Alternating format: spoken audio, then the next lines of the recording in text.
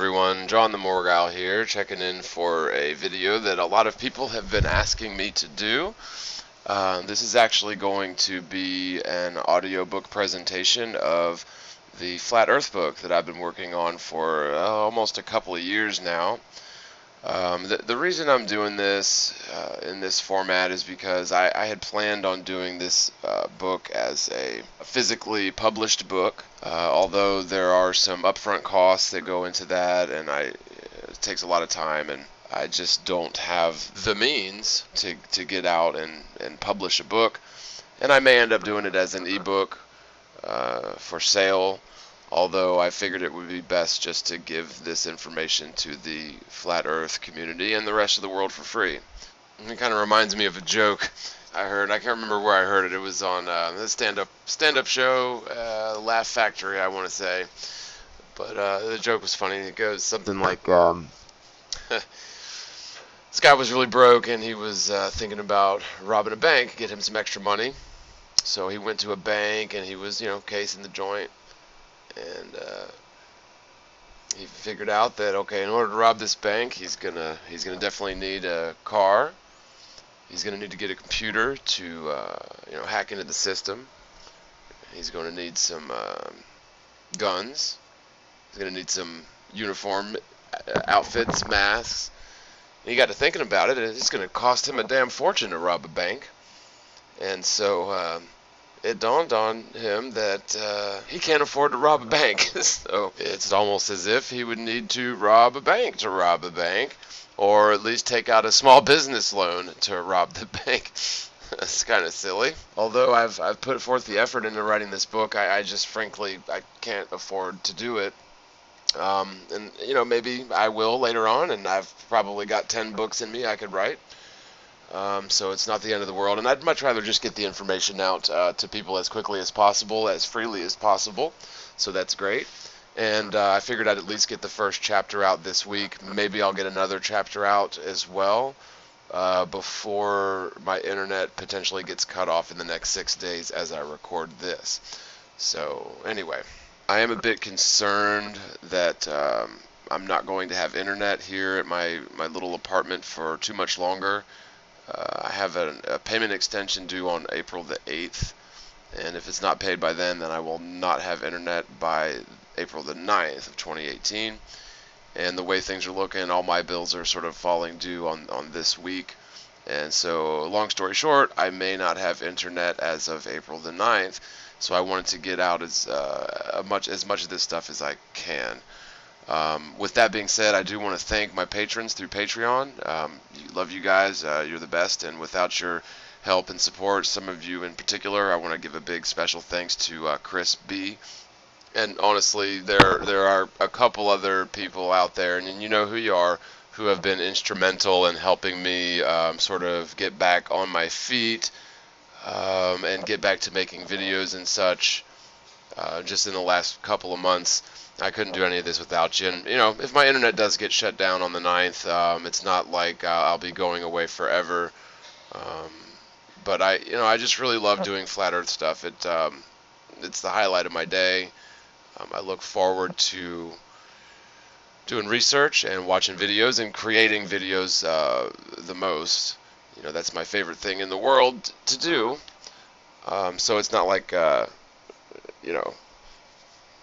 if Bright House, Spectrum, Charter, whoever the hell it is that gets all my money, if they do shut off my internet, it's not like I will be shut off for good.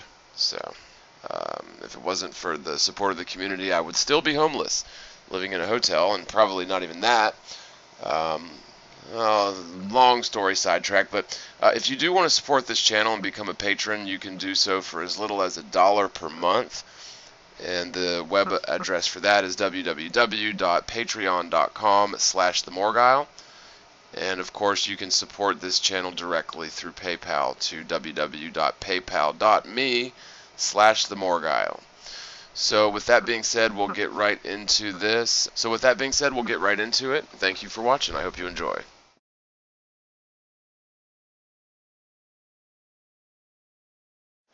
The Morgiles Guide to Flat Earth. Page 1, Preface. Our postmodern world can be a confusing, unforgiving, and deceptive place for many of us to find ourselves in. We're conditioned to believe that the meaning of life is to get good grades, go to college, get a good paying job, and basically the one with the most toys at the end wins.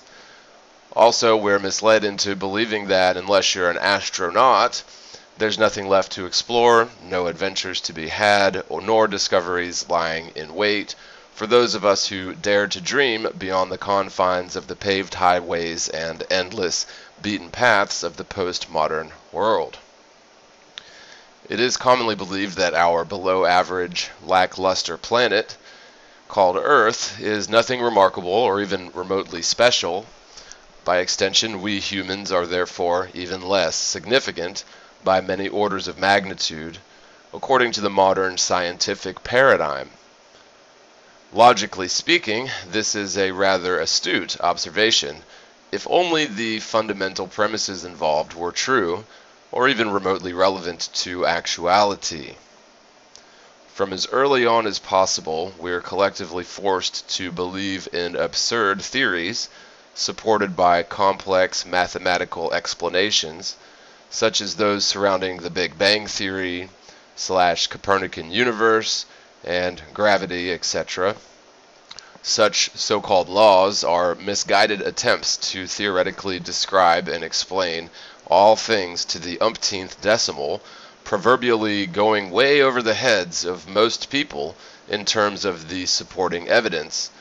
Ergo, we succumb to the persuasive, and absurd theorem of philosophers from eras long past, and never dare question the pillars of heliocentric theory, lest we be deemed senseless fools in the eyes of the postmodern, highly esteemed and educated pontificates of the religion of scientism. Scientism is indeed a religion, posing as practical arrivals reached at by logical, repeatable, demonstrable scientific proofs and experiments. Scientism decrees that we accept their proofs as exclusive to a spinning spheroidal Earth, and those who question the facts involved are ridiculed and mocked. Those who understand the complex mathematics surrounding the theory of gravity and the theories of dark matter are presumed to be infallible. They're obviously much wiser than and mentally superior to ourselves, so we must take their word for everything they assert. Although mathematics may only be used to describe reality, it can also be used to describe hypothetical fantasies which have no basis in reality whatsoever. We are forced to adhere to a strong, self-reinforcing delusion where the Earth is asserted to be a giant sphere in the vacuum of space. Does anyone personally remember the first time we were told that we live stuck to the side of a spinning sphere? This writer remembers seeing globes and spaceships and such on the television and in the class when I was very young. But when I was first sat down and told, "Son, you live here on this globe," I remember being incredulous and asking a million questions. I think the very first obvious question would be, do we live on the top? Since we all learned very early on what took the world thousands of years and Sir Isaac Newton to verify, of course, what goes up must come down, and I would add, it hurts. Of course, we live stuck to the side of a spinning sphere thanks to the theory of gravity, which is a hypothetical warping of hypothetical space-time, which is exactly a vacuum, theoretically. Everything has apparently been discovered, built, and explored, so there's no point in exploring the world for new frontiers. This sort of psychologically severs our natural explorative instincts, leading to an overall depressed society, which I see absolutely plenty of evidence for. But the pioneering spirit we may have otherwise possessed is unified and focused away from reality and towards the stars, a completely unrealistic, impossible, theoretical goal which has captivated the minds of pretty much all. Instead of practically examining reality parallel to the ground, our eyes and minds have been misdirected towards the sky, quite literally, considering the heavenly luminaries as possessing the answers to age-old questions, as well as potential future destinations in theory, which will unfortunately be shown to be absolute folly, hopefully sooner rather than later. We're taught that life itself is a random coincidence brought about by blind, dumb luck in terms of the fortuitous chemical composition of the world and its alleged Goldilocks relationship with the sun, amongst other lucky coincidences, starting with the Big Bang coincidence theory. Now, these lucky coincidences, when added together, amount to an improbability factor so great that even when humoring the heliocentric/Copernican theory, the Earth is evidently a very special and lucky place indeed. Long-winded, absurd scientific theorems are crammed into our budding, trusting minds from the cornerstone of the collective paradigm well before we are capable of fully understanding or properly questioning the conclusions which science has arrived at long before our entrance into the discussion. Who are we to question the greatest minds of all time? Who are we to argue against infallible science? This was all settled hundreds or even thousands of years ago, according to some people, wasn't it? Page 2. Many of us go through life feeling as if something is terribly awry with the state of the world, yet we can't quite put our finger on the exact nature of the dilemma. We experience an unceasing series of events like 9/11, the Boston, quote, bombing, and the Sandy Hook, quote, massacre, just a few in recent times, which obviously don't align with the, quote, official explanation pushed forth by the mainstream mind control media outlets. Evidently, however, most are content with the mindless and deceptive drivel spewed forth from such peddlers of lies and propaganda who push a narrative conducive to the expansion or implementation of their interests in lockstep with the corpo-fascist government. All this while they are supposed to be holding the government accountable for its actions, which was indeed the original purpose of the press or the media as the unwritten fourth branch of government.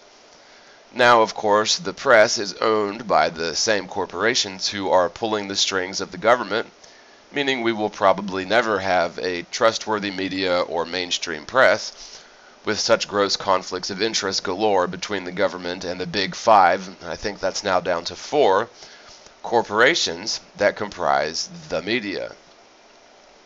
Subconsciously, this allows the opinions of the masses to be manufactured or molded by a very small group of people, repetitively forcing the official narrative deeper into the collective subconscious of the masses. Mainstream outlets craft a clever narrative concocted to pull on our heartstrings and control the decisions we make to an astonishing degree, but only if we allow it. The nature of the postmodern Western education is a bane to intellectual growth, lending itself only to following along with the narrative of authority, following along with orders without question. Memorization and regurgitation have replaced critical thought or logical processes to discern truth for ourselves. Since the women's liberation movement especially, children are forced to spend the majority of their time, of their adolescence, in a federally mandated system designed to replace the family with institution and set the boundaries for our future thoughts, ambitions, and actions. Subconsciously, the system programs us as young children all the way to early adulthood to look towards governmental institutions for structure, solutions, and guidance in our lives.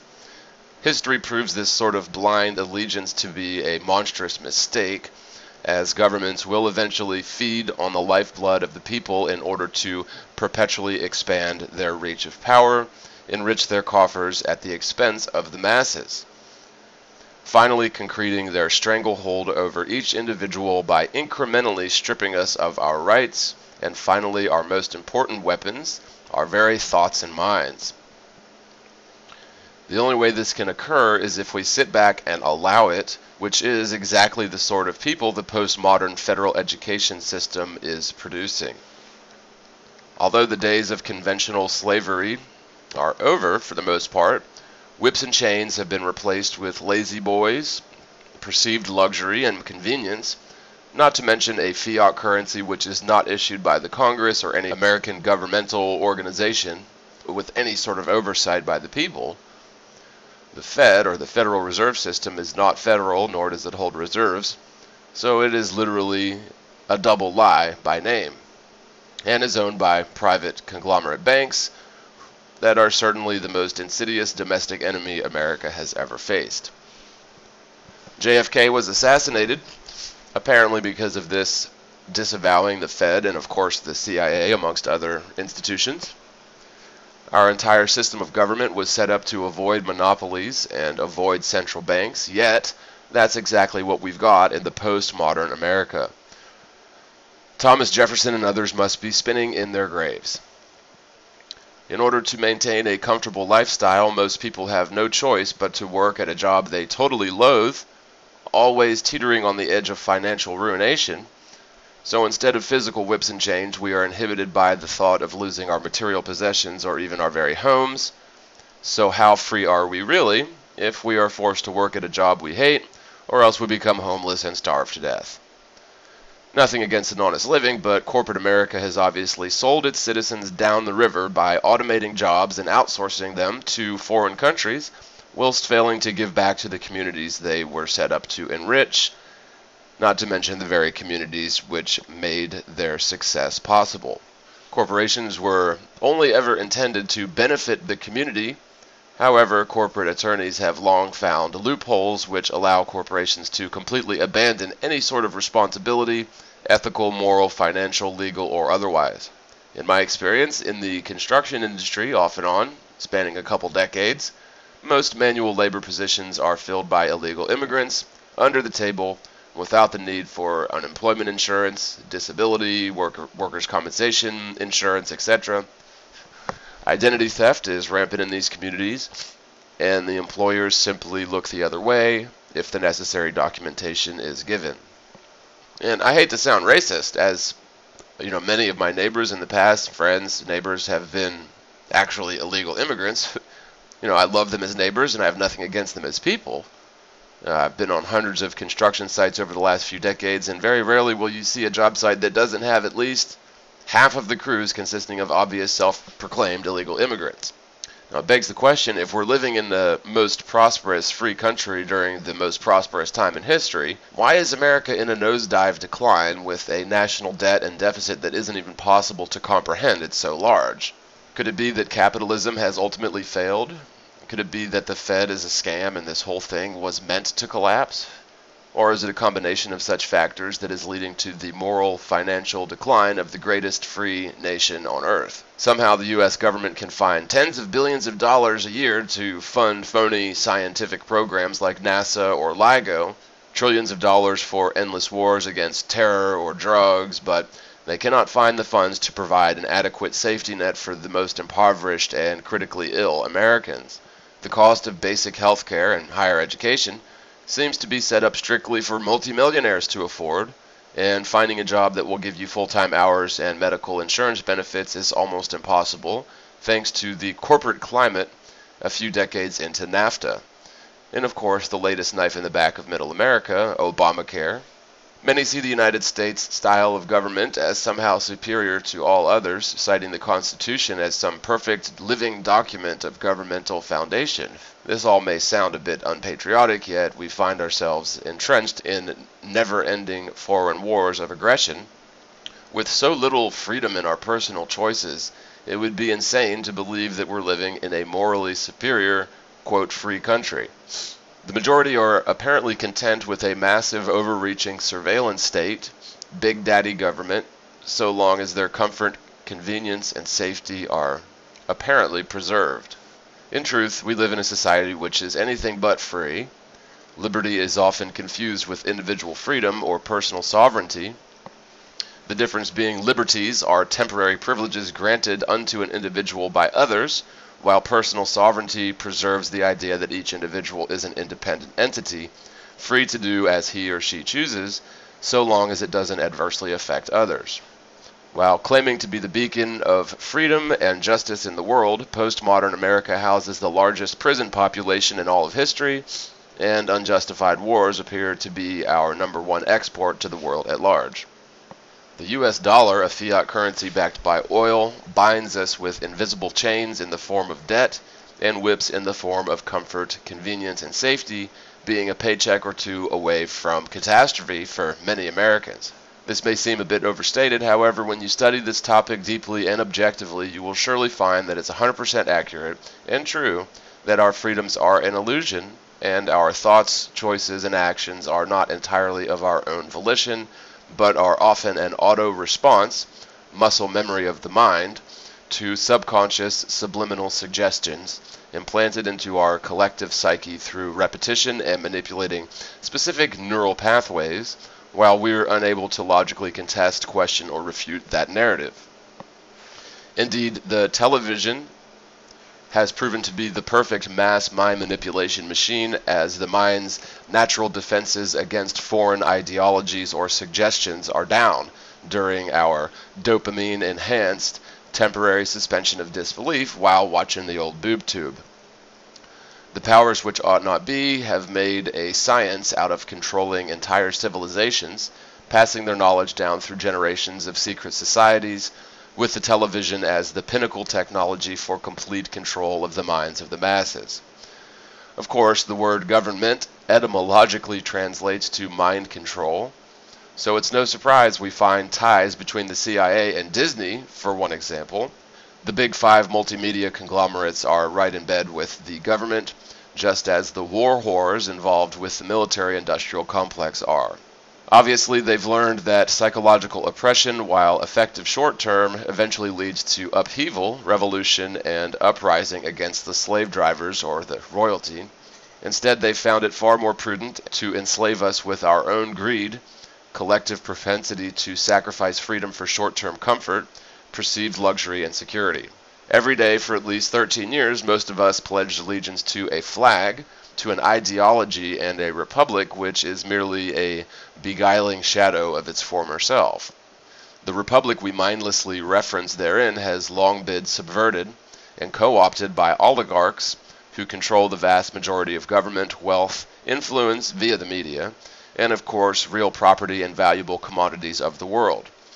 In a democracy, mob rule is created and influenced by the powers which ought not be, using multiple layers of Hegelian dialectics. This is all, of course, to the detriment of everyone else who shares this world equally. Unfortunately, our very lives and well-being are insignificant compared to the corporate profit and perpetual annual growth for a handful of corporations and their shareholders. Growth in terms of fiat currency, printed by private banks under the guise of the Federal Reserve, loaned to the government at interest, so that local banks can practice the fractional reserve scam, inflating the fiat US dollar out of existence before our very eyes. So the question is, if our method of governance is superior and infallible as claimed, how can we possibly live in such an infinitely inequitable situation? The short answer is 99% of all people in the postmodern world are utterly misguided in their paradigm, since the first time a globe was presented to them as our home. Mind you, the supporting laws of theoretical physics are indeed poisonous dogma, decreed by ancient philosophers of eras long past, without any real evidence to support the validity of their claims. But with modern technology, we can conclusively disprove such things to a degree of 100% certainty. Unfortunately, we go on our entire lives without revisiting the spinning spherical Earth hypothesis skeptically, using modern technology to prove certain things which were heretofore bound in the realm of debate and speculation, such as the lack of curvature or supersonic axial rotation of the Earth itself. Agencies like NASA were set up specifically to deceive us into believing such preposterous theoretical versions of the world and universe, which only exist in the minds of countless hundreds of millions of misguided people, but certainly have nothing whatsoever to do with reality.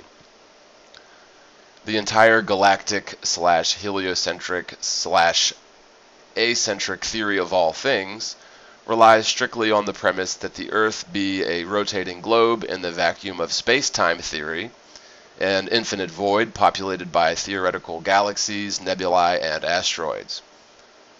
This theoretical infinite universe is a very powerful delusion, solidified in the collective mind by standard education, popular culture, science fiction, etc.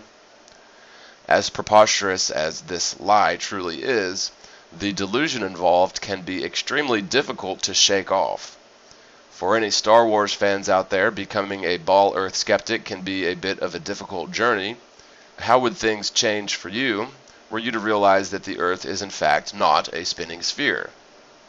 What proof would be necessary to at least cause one to consider the possibility that the Earth has no curvature, nor is it spinning upon an axis, nor is it flying around the sun in the infinite vacuum of space-time? How absurd is it to question such beliefs? Could it harm us in any way to rationally, skeptically scrutinize the widely accepted narrative of physical reality itself? Isn't that the primary purpose of science in its most ideal of forms?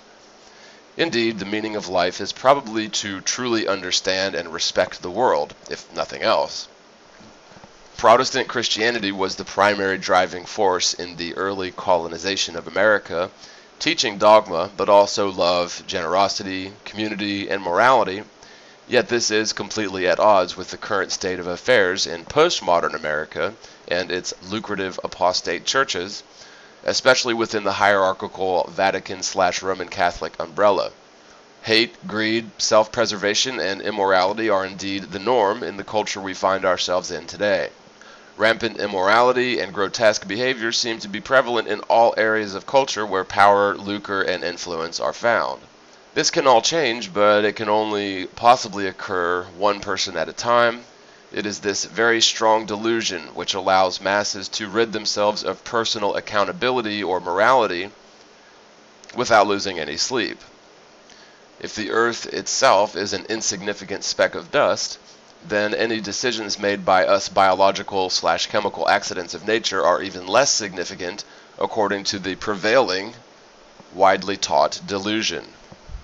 The postmodern milieu is one of self-worship and personal gain, regardless of the consequences for the world or anyone else in it. Such themes are often preached from the pulpits of apostate televangelists, right along with the leader of the Holy Roman Empire himself. This mass hysteria did not manifest by chance or by accident, but through a multi-generational grandiose deception which has taken root in the deepest recesses of our collective subconscious from as early in life as possible. A deception so widely believed and held dear to the most intelligent people will not die easily, and indeed the deceived will always fervently defend themselves from the truth via ignorance and denial of obvious facts which disagree with their dogmatic beliefs. Cognitive dissonance will always occur for most people when first presented with evidence of the world's flat and stationary nature, at which point each person has a choice. They can either delve deeper into the truth or go back to sleep and deny the obvious facts which anyone can verify or reproduce.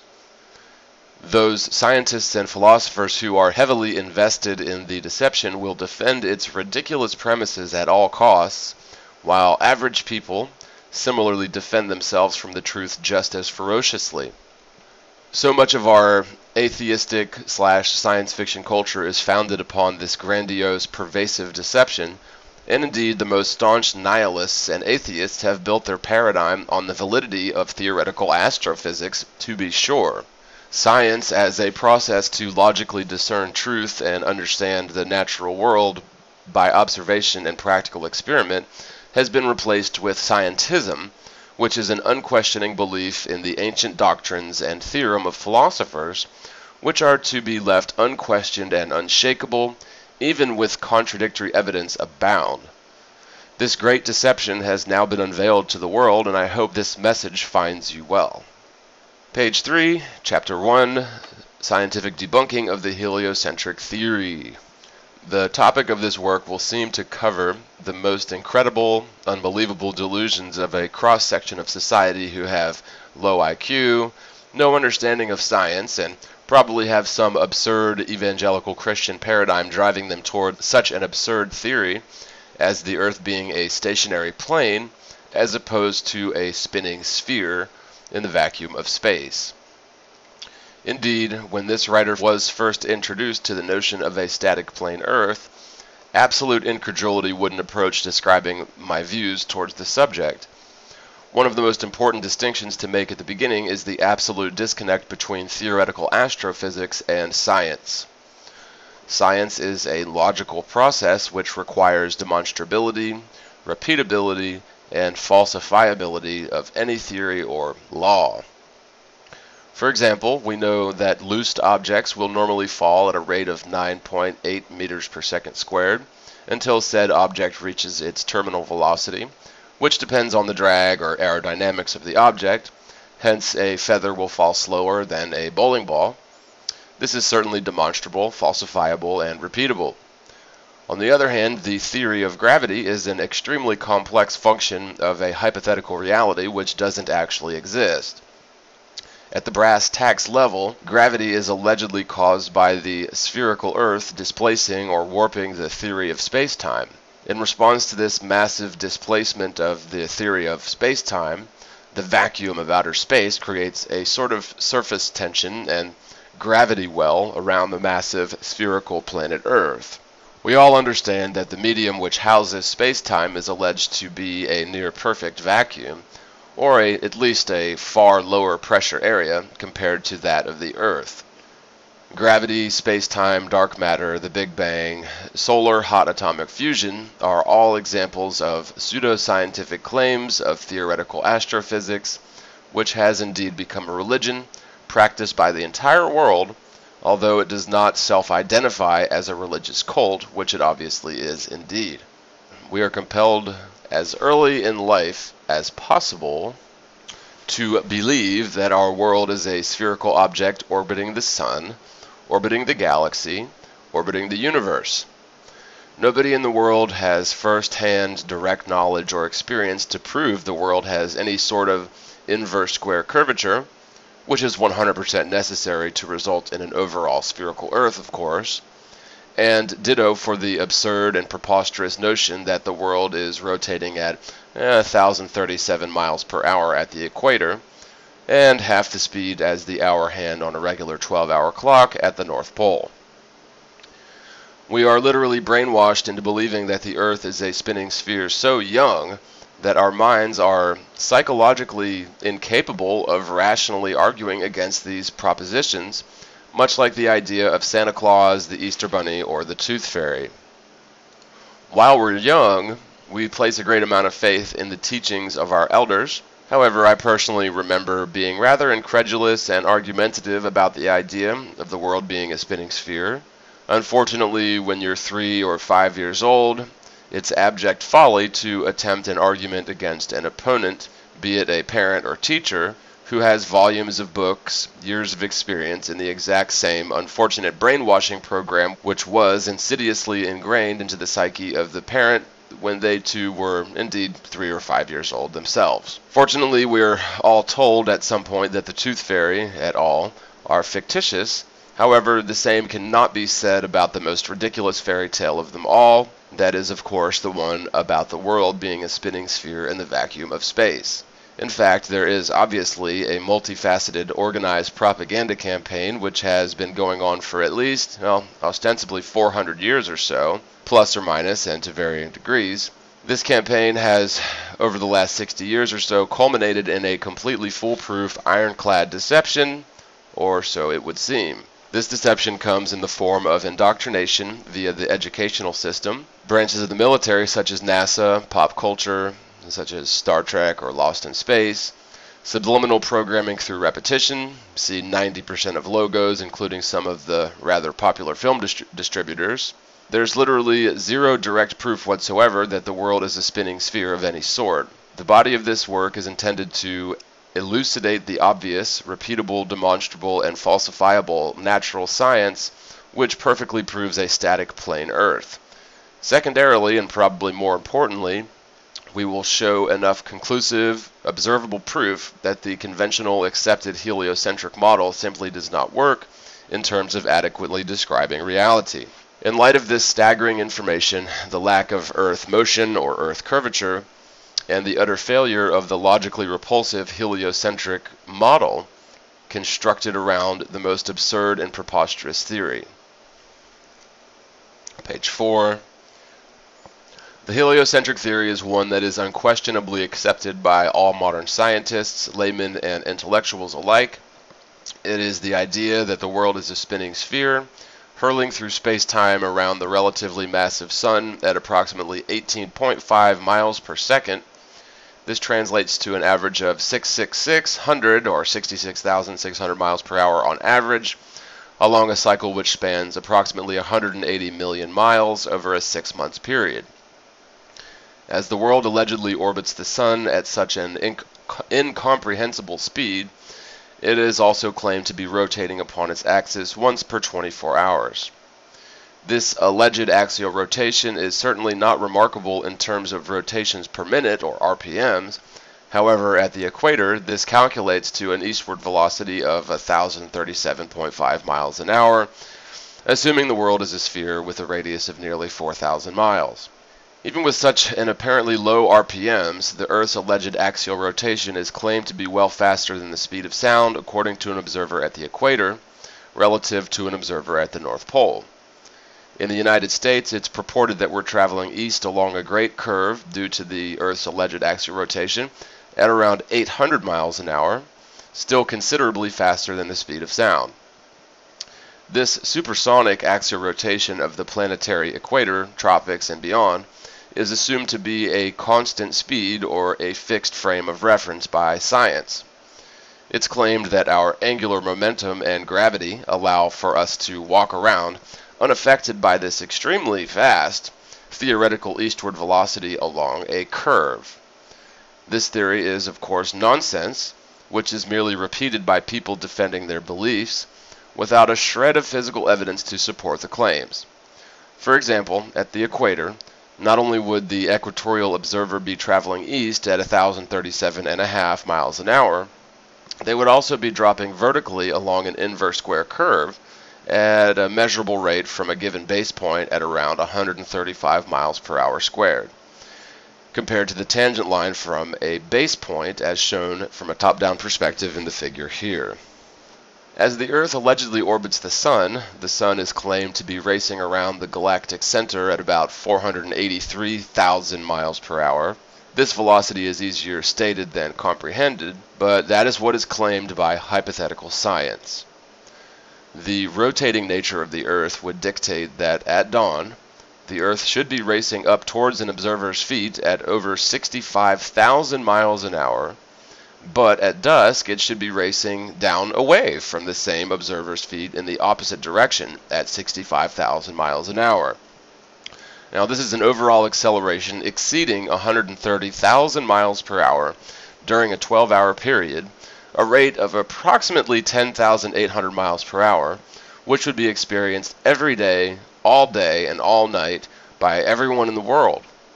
This couldn't possibly be described as a fixed frame of reference, as we should all be experiencing a constant acceleration and phase shift in our inertial frame of reference relative to that of the Earth. This would be tantamount to standing on the nose of a speeding bullet versus standing on the tail of a speeding bullet, but a much faster bullet, of course. Finally, the galaxy itself is purportedly flying through space at some millions of miles per hour, either away from the Big Bang Theory or around something called the Great Attractor Theory, depending on who you ask and what portion of the heliocentric theory's evolution you're examining. Indeed, the heliocentric theory has drastically changed many times up to its final evolution into the mountain of preposterous pseudoscience we have before us today. The velocity, direction of travel, and relative alignments of the Moon, Earth, Sun, and Galaxy are important to understand in order to realize the complete falsification of the heliocentric model. This can be a bit confusing at first, but it's important to understand the prevailing accepted model of all things in order to understand the absurdity of it all. In fact, the heliocentric model doesn't work, or better stated, it doesn't explain what we can clearly observe in reality. We'll begin by making a statement, which will be explained in explicit detail shortly in this same section. The fact that we can often observe the full moon during broad daylight, for example, on the morning of August 19th, 2017, or the nearly full moon seen in the afternoon of March 9th, 2017, 100% falsifies the heliocentric model. Similarly, the fact that we can often observe a crescent moon in the pitch of night also completely refutes the heliocentric theory. Starting with the so-called Milky Way Galaxy, it is described as a spiral galaxy, which supposedly entails anywhere from 100 billion to 400 billion stars. One of these stars is allegedly the Sun.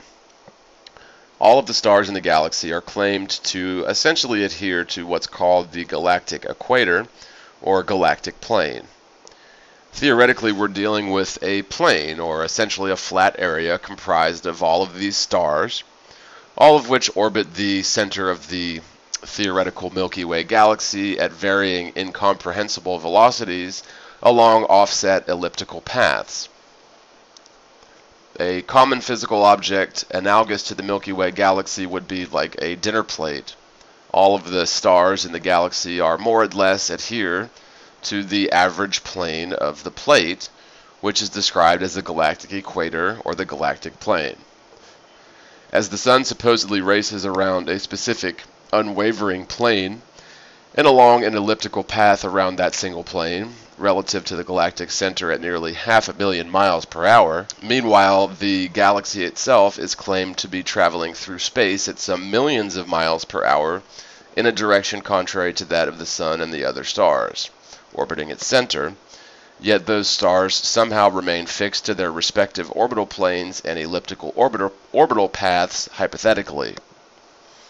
As the Sun orbits the galaxy along its fixed plane around the galactic center, adhering to approximately the same galactic equator, the planet Earth supposedly orbits the Sun at a 60-degree angle to the path of the Sun. The plane around which the Earth allegedly orbits the Sun is called the ecliptic, which is yet another fixed plane relative to the Sun, which is somehow adhered to by the Earth, along with most of the other planets in our solar system, according to the heliocentric theory. So the theoretical solar system itself can also be described quite nicely as like a dinner plate, where most of the so-called planets adhere to the plane of the plate, maintaining perfect planes of orbit around the center, as well as maintaining consistent rates, more or less, around offset elliptical orbital paths. Of course, the solar system would be divergent from the galactic plane by 60 degrees, just to be clear on the quite absurd galactic model. All but one of the other planets, Pluto, in the so-called solar system, are alleged to more or less adhere to the ecliptic plane, just as the Earth does. The same can more or less be said about the Moon, which is claimed to orbit the Earth at a mere 5-degree divergence from the ecliptic plane at a rate of 2,288 miles per hour. The Moon allegedly makes one complete orbit around the Earth in about 28 days. Furthermore, the Moon is supposedly rotating on its axis at one rotation per 28 days, which is why we're told we only see one face of the Moon at all times, for all of time. This rather perplexing coincidence is explained away with a technical term and nonsensical explanation: geosynchronous orbit, caused by tidal locking, which is another conversation altogether.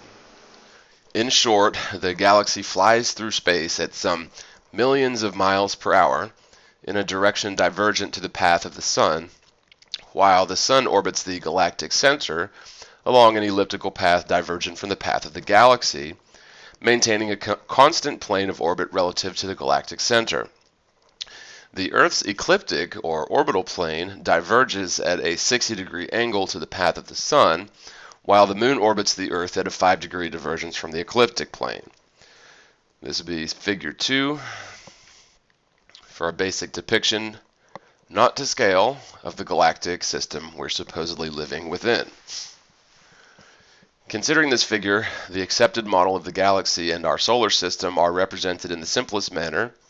According to the heliocentric theory, the galaxy travels in a direction contrary to that of the Sun. The Sun travels around the galactic plane in a direction contrary to the Earth's path of travel. The Earth orbits the Sun upon the ecliptic plane, offset to the path of the sun by 60 degrees, and the moon orbits the Earth around the ecliptic plane as well for all intents and purposes. One of the biggest pieces of evidence disproving the heliocentric model is the fact that it simply does not match even cursory observation or hold up under the slightest moniker of logical, skeptical criticism. In truth, the only people in this world to skeptically question the heliocentric model are the never-ending generations of clueless toddlers who are forced into this belief system which has no relation to reality. It is truly astonishing to find that all of the brightest minds throughout history were so caught up in back engineering this extremely impressive, mathematically intricate, erroneous, and logically repulsive model that they failed to diligently and skeptically analyze it to determine whether it aligns with observable reality or not. The simple fact is, it does not. That is to say, the heliocentric model, praised and defended by all the pseudo-intellectuals of the postmodern world, does not competently account for observable reality, which will be made glaringly apparent in myriad examples. Let's start by looking at the Earth's relationship with the Sun. This will be figure 3. Based on the heliocentric theory, you can clearly see that the Earth is claimed to orbit the Sun once per year, dictating that the Earth would necessarily swap sides of the Sun every 6 months.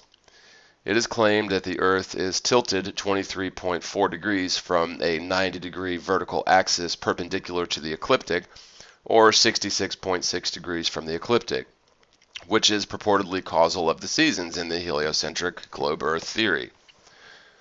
The day side of the Earth will always be the side which is facing towards the Sun, regardless of how fast the Earth is rotating upon its axis in this model. That is to say, visible space will always be the side of Earth facing away from the Sun. Daytime would obviously be depicted as the side of the Earth facing towards the Sun.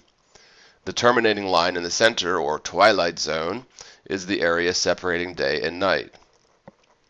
Visible space should technically be on opposite ends of the universe, according to a single stationary observer looking overhead from anywhere near the equator or tropical areas and beyond, comparing summer to winter. This means that an observer anywhere near the tropics looking 90 degrees overhead at night should certainly never see any of the same stars or constellations from winter to summer. Yet we have found that nearly all of the constellations are visible overhead from winter months are indeed visible overhead for at least someone on Earth in the summer months. As shown in the figure above, visible space should be a relatively fixed area during the summer and the complete opposite area of the quote universe during the winter, according to a stationary observer in a heliocentric scenario. The simple fact is we should never see any of the same equatorial stars from anywhere on Earth comparing winter to summer, according to the very heliocentric model itself. The simple truth is that all of the stars are visible from somewhere on Earth during all seasons, 100% falsifying the heliocentric premise quite simply. To put this in even more obvious terms and to expand on the statement made earlier in this section, the moon itself is an excellent indicator of whether or not the heliocentric theory holds water. Considering the following figure, the conventional heliocentric model dictates that the phenomenon of the full moon would necessarily place the moon on the side of the Earth opposite the Sun. About 14 days later, the moon should have traveled to the opposite side of the Earth to allow for the no moon or new moon phase. The very nature of the heliocentric model necessitates that the moon be categorically on the daytime side of the Earth during the phases leading up to no moon, as well as the phases leading away from new moon. Similarly, the full moon would necessarily be positioned strictly on the nighttime side of the Earth. Under no circumstances should the full moon be visible during broad daylight, yet countless examples can be shown where the full moon is indeed visible during broad daylight, which I have personally witnessed hundreds of times throughout my life, along with pretty much anyone else who's paid attention to the moon during the day. I remember stories of a full moon during the day being good luck, which compelled me to at least glance at the daylight moon once in a while, whenever it was apparently up there. Most recently, I've personally observed and documented a brilliant full moon in broad daylight many hours after sunrise, beginning on the morning of August 19th, 2016, from the morning until several hours into the day. I suppose it's important to mention that I live about 34 degrees north latitude at the time. This single observation is absolutely incompatible with the heliocentric model itself, referring back to figure previous for reference. How can we possibly see a full moon in broad daylight when it should technically be on the opposite side of the Earth, directly under our feet, about a 250,000 miles away? If this fact doesn't really make you raise an eyebrow in terms of the heliocentric model, you simply don't understand the premise, and I urge you to take a look at it again. It can be difficult to think in three-dimensional space. However, the following diagram should help to clarify this point. You can also refer to the previous two diagrams for a very basic visual representation of the Sun, Earth, and Moon as claimed by the heliocentric theory. Now, as you can clearly see here, an observer at around 34 degrees north latitude will necessarily be positioned on the side of the world facing the Sun during the daytime. Such an observer's field of view, represented as the gray area described by dotted lines, would simply never allow for the full moon to be visible during the day. The fact that the full moon is quite often spotted in the mid-afternoon hours conclusively debunks the heliocentric model. There's simply no argument against this blatant flaw in the heliocentric theory. Any such argument will be replaced by defamation of character of the person reporting the facts involved here. Such blind angst is the true sign of a religion or a belief system built upon a foundation of faith in things which cannot be observed, measured, or tested, as opposed to a scientifically sound paradigm. Accordingly, we all remember the so-called Fingernail Moon, which is of course a crescent-shaped moon, proverbially sandwiching the no moon or new moon phases. The fact that we can often see such crescent phases of the moon during the pitch of night is also categorically impossible according to the grossly inaccurate, blindly defended, ironclad heliocentric theory. Ironclad in the sense that the heliocentric model depends on a number of interlocking foundational premises and theories which make the deception appear to be rationally viable or mathematically sound. Of course, if one single observation fails to align with said ironclad mathematically perfect premises, the entire house of cards falls apart, in terms of everything from the Big Bang Theory and of course the theory of a spinning globe, Earth, and gravity, for a few examples. Should anyone have arguments against these obvious repeatable proofs, it's either because they do not fully understand the model itself, or they're simply acting out of cognitive dissonance, which is a natural self-defense mechanism to preserve our comfortable milieu.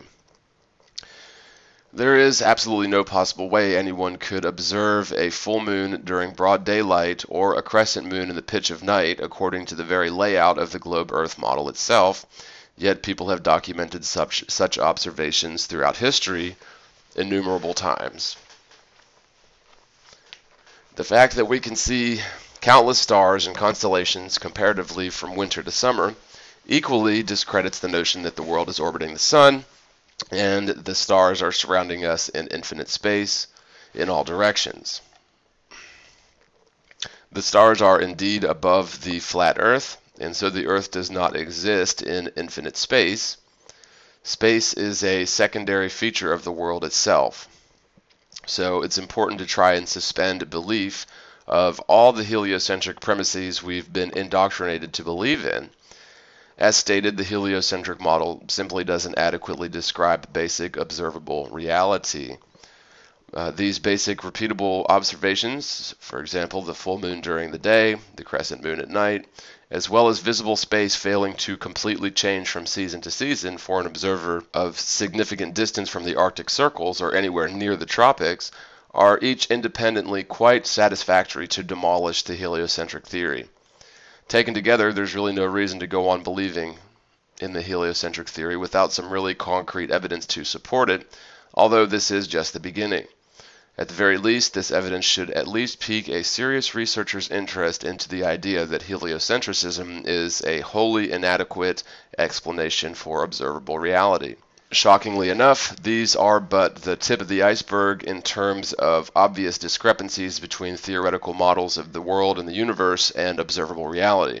Thankfully, most of the disproof of the heliocentric theory is much simpler than what was described insofar. However, even the most avid astronomer or theoretical physicist must have gone to their books to see whether my description of the heliocentric model was adequate, which I can assure you it is to the best of my ability, although I urge everyone to prove all things for yourself, and don't automatically believe everything that's purported in a seemingly reasonable manner. Please consider another element of the heliocentric model which doesn't match observable reality. This time we'll be dealing with the inner solar system. That, of course, means the Sun and two planets, Mercury and Venus, which allegedly orbit the Sun along a tighter path than the Earth supposedly does. Keeping the same logical rule in mind, the day side of the Earth is always going to be facing towards the Sun. Just as the Sun rises, during the morning twilight, the stars and wandering stars, or the planets, will begin to fade out of view, and slowly the pinkish blue sky will gradually change into bright blue we're all familiar with, assuming it's a nice day. Otherwise, you might get a dreary gray. In ball Earth logic, from the time just past morning twilight up to the time that the sun sets, the sky is bright, reflective, and decidedly blue, without any stars visible during the day. Venus and Mercury are often visible during the pitch of night, well after sunset. This, especially in the case of Mercury, is simply not compatible with the heliocentric layout, since the planets are allegedly adherent to similar planes of orbit around the Sun. A 2D representation of the overall situation of the inner solar system is sufficient to convey this point conclusively. The simple fact is, under no circumstances should the planet Mercury be visible in the nighttime sky, even just before or after sunset. The planet Mercury should always be visible strictly from the day side of Earth, as a line of sight towards the inner solar system after sunset is physically, geometrically impossible. This is because our line of sight would technically be a tangent to the curve of the Earth, limiting our view towards the heavens 180 degrees at all times. This would render a nighttime line of sight towards Mercury physically impossible. Visible space during the nighttime hours would necessarily place the observer on the side of the Earth opposite the Sun, therefore opposite Mercury. Ergo, viewing Mercury after sunset is technically impossible, and yet another basic astronomical observation which independently abolishes the heliocentric theory. Okay guys, so with that concludes the introduction and the first chapter of the Morgiles Guide to Flat Earth. I hope you enjoyed it so far. I'd love to get your feedback, see your comments on this. As I mentioned earlier, this channel and my efforts are viewer supported, so if you'd like to become a patron, you can do so for as little as $1 per month at www.patreon.com/TheMorgile, or you can support the channel efforts directly to www.paypal.me/TheMorgile. Thanks so much again for watching. God bless you all. Love you guys. As always, spread the word, spread the world, and peace.